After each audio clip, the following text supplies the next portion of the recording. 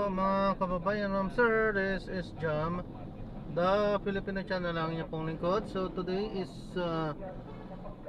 January 18, 19, 20, 26. Tayo ngayon ay papunta dito yan sa may Dasilandin Residences. Dasilandin Residences, saan ang pintuan yun? Dito sa Cloverleaf, Bonifacio Barangay 99, Balintawak, Caloocan City po to. At dadalhin po natin yan sa may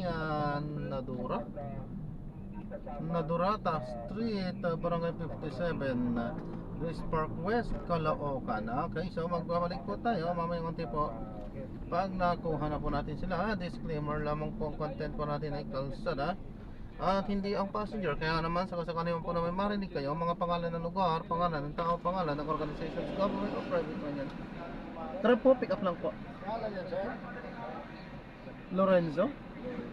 Lorenzo, pick up. Ayan, nandito na tayo. Kaya nga, Sir Arman, doon nila nilalagay ang link sa mga comment section, sa mga group page, doon sila magko-comment, bubugtugin nila. Comment sila na comment doon with link. Albasway, gusto mo, lumago ka, kita mo? Tapos bigyan ng title, tapos may link. Ilalagay nila yan, magko-comment sila sa kung saan sa randomly, walang kinalaman sa usapan, sa mga group page, community page. Doon sila hoping na meron dyan mag-click, at pag nag-click na ay doon na nila o-offeran papanggap ng investment company. Doon na magsisimula ang lokohan. Siguro bilang pinakapagpasyon, ang investing po hindi po tungkol sa excitement, tungkol sa disiplina at patience. Ang market, yung nag-uusapan natin, market rewards patience, hindi po panic. But invest kayo in education, not at patience. Kasi pag pinamadali kayo, kontra na yung belief. Di po. So, pag pinangakuan ng mataas, pinamadali kayo, tapos walang ahensya ng pamahalaan na pwede mag-protect sa inyo.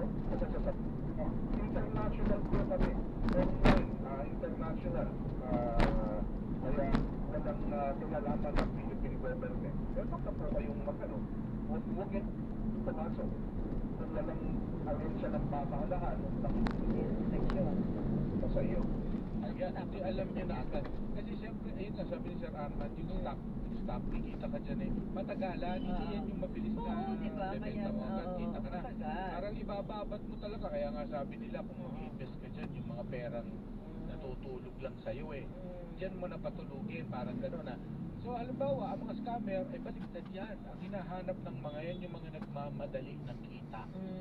Normally, mga kababayan natin OFW, pagod abroad, gusto nila mapalago ng mabilis ang pera. Yan ang mga target. Ay, hindi sa inyo yung stock market kung nagmamadali. Sir Arman. Yes. Lalo na kapag sinabi nila, basta bigyan niyo po yung pera, kami na po ang eksperto sa buying and selling sa stock market. So, investigate before investing, kailangan naiintindihan nyo kung paano pinapalago ang pera. Pag hindi nyo po naiintindihan, huwag kayong pumasok. Okay, maraming salamat sa Arman. Maraming salamat. Sa Arman Bengo, isang financial literacy advocate. Ayan, kahit paano, tapos sabi niya, talaga tayo dito hindi ko natin tatantanan yan. Yung mga scammer na yan, bago naman kayo mayagpag ng mayagpag. Basta naamoy namin yan, mag-practice kayo sa amin. Naamoy natin. Ayan, alam namin. Diba? I-line up mo na yun. Huwag natin sila bigyan ng pagkakataon na makapag-biktima ng marami, di ba?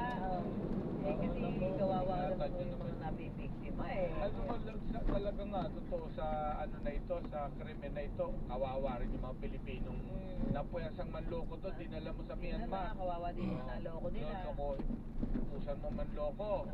Kawawa naman yung naloko. Ano ba yan? Yung lahat biktima dito, kaya nga huwag natin bigyan ng pagkakataon na yan makaalagwa. Yung negosyo ng sindikato. Oo, yung negosyo ng sindikato. Hanggat na pag-initin, nakikinig sila yan, nakikinig kayo ngayon, ano? Sige, ibahin man. Ibahin nun. Hindi, sabi ni Sir Arman kung anong trend. Sasabayan na. Yun, sabi niya, ang pinanggalingan niyan kasi buong Sino ba ang nga? stock market ngayon. Di ba nga? Oo. Yung mga travel, di ba? Oo, Yan, pag panahon ng travel, ano yan? sasabayan nila yan. Oo, Oo. talagang kung saan alam nilang ito, ito. Seasonal din, ano? Seasonal din siya. Pag magpapas ko, pekit pera. Pekit oh. pera, Ganyan, di ba? oh. Oo, Talagang mga pek. seasonal eh. Oo, nako, sana ho tayo maging ano dito. Lagi tayo maging alerto sa mga ganyang klaseng modus, okay? Yes. Maraming salamat. Ako, ang bilis ng araw. Ano, tapos agad ang Monday. Ano, 4 na araw na lang. Dalawang stretching na lang. At dalawang 4 na araw na lang. kami. Sabado na uli. Gano'n grabe. Parang ganun dapat. Parang mabilis ang araw.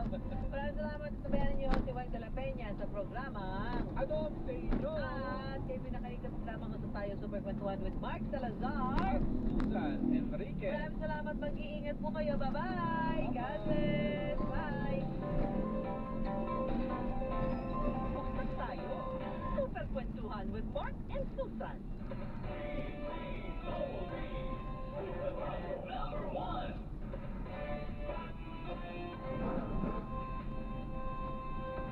May paninindigan, matatag maaasahan. Super Radio 594, Kapatong Pilipino, lahat Super Radio. Hindi pa titira, hindi pa huli, hindi pa aawat. Number 1 sa buong taon ng 2025 sa AM station, ang Super Radio DZWB. Sa FM station, ang Barangay LS 97.1.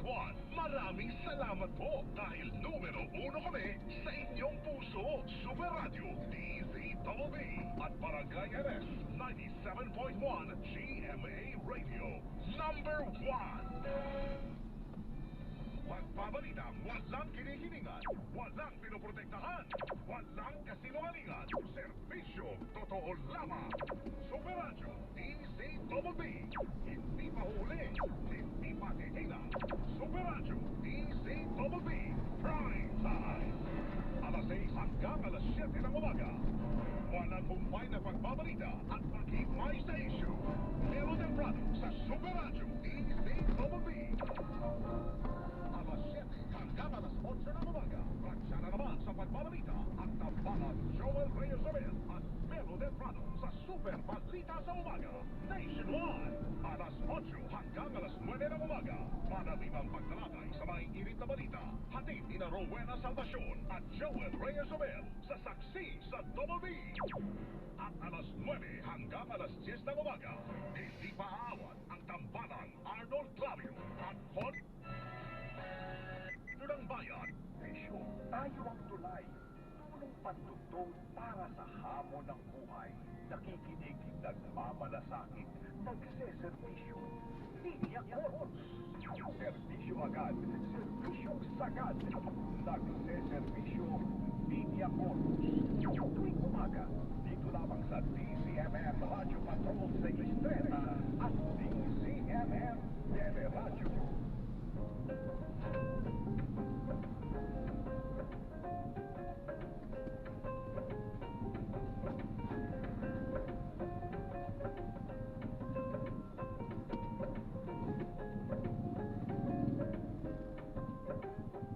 Nakikinig, nagmamalasakit, nagseservisyo, Niña Corpus, isang magandang umaga po sa inyong lahat. It's a Monday, January 19, 2026. Question of the day, Monday ulit. Anong ganap mo this weekend? 0919-278 Laptops Pinagbago with unique toothpaste maximum fluoride protection. Manufactured by Indian Manufacturing. ISO certified world-class quality. Laro sa Bingo Plus na para tuloy-tuloy ang premyo at saya at malay mo papatalitan mo ba ang jackpot prize sa first online live stream bingo sa Pinas. Bingo Plus, dito sa saya basta manalo. Visit www.tagboard.ph/regulatory. Even fun at tagboard.ph. Responsible gaming at tagboard.ph. Gambling is for 21 years old and above only. Gambling can be addictive. Know when to stop. Narito na ang programang hindi umuurong sa pagtulong sa PCSO. Bagong Pilipinas ang panalo sa gawang-gawa at serbisyo.